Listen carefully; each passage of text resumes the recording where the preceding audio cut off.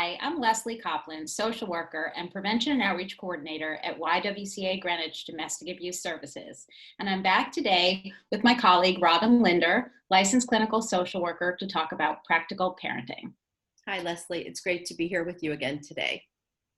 So, Robin, I've been wondering, with so many of us struggling to juggle so many demands on our time, energy, and attention right now, how can we possibly meet our own needs, let alone take care of the needs of others? So I know we're not traveling, but I'm going to ask everybody to go back in their minds to a time when they've been on an airplane, and before the flight even takes off, the flight attendant gives you the safety instructions, right? And if you're responsible for caring for children or anyone else on the plane, what's the first thing you do? If the masks drop down, you put your own oxygen mask on first, right? And that's really because you can't possibly take care of anyone else if you're struggling yourself. And all of this is a metaphor for what we're here to talk about today, which is self-care. Right. So it's kind of like if you were driving a car, you'd have to stop for gas, right? You couldn't keep going and going and going without refueling. And so I have a question for you. So caregivers are maybe even recognizing that self-care is important, right? To be able to go the distance without losing our patience or even losing our minds right now. But what can you do about someone who might think that's just selfish to think of my own needs right now?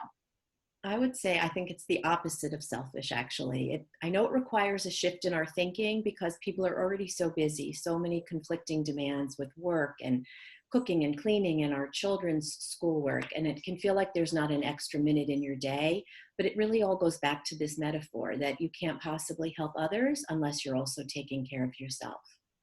That's so true. Any practical tips on how to just make that happen? So the thing I find most helpful in my own experience is that you set yourself up for success by orienting everyone around you to the fact that you're about to take some time for yourself, and you anticipate what their needs might be and you take care of them ahead of time. So if you think your children might want a snack, you put something out. If they might need something from the printer or some other resource material, you gather it for them in advance. And that way, everybody understands their needs are met and you're about to go take care of your own. Again, it's not being selfish. You're actually really modeling for your children the importance of self-care because we want our children to learn to practice self-care too.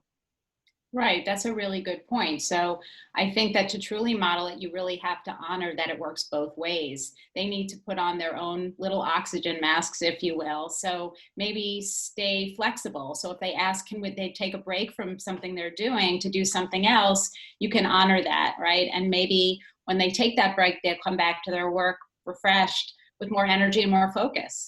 That's right. And remember, children might not practice self-care in the way that we would choose for them to do so. So it might mean they want to play video games or they might want to go on YouTube. That's okay. Let's all do the things that help us feel calmer, more relaxed, or more energized, happier. I mean, you want to meditate? Go meditate. You want to do something less noble? Go for it. I want everyone to think about their self-care in a judgment-free zone. Oh, I love that idea of no judgment. So for me, it could be something like finally tackling that classic novel for self-care, but it could be something like watching reality TV or even funny cat videos. That's right. I like HGTV, and I'll say some of my self-care are things that I can't practice right now because I can't be going out the way I'm used to doing. So we have to get a little creative. Maybe it's lighting a candle or taking a bath. Mm. So for me, it could be something like eating a favorite snack that I have by myself and not having to share it, right? Or even better yet, I could take a bath while eating that snack and watching reality TV, and then I'll be a really good parent. You've got it, right? That's really putting your oxygen mask on. And all of these things are what will help us be able to parent in a way where we have more patience and less frustration, and mostly, I hope, more joy. Thanks, Robin. So we'll be back again with another segment of Practical Parenting, and you can always contact us at this email address, community.ed@ywcagreenwich.org. Until then, be safe, stay well, and thanks for watching. Bye.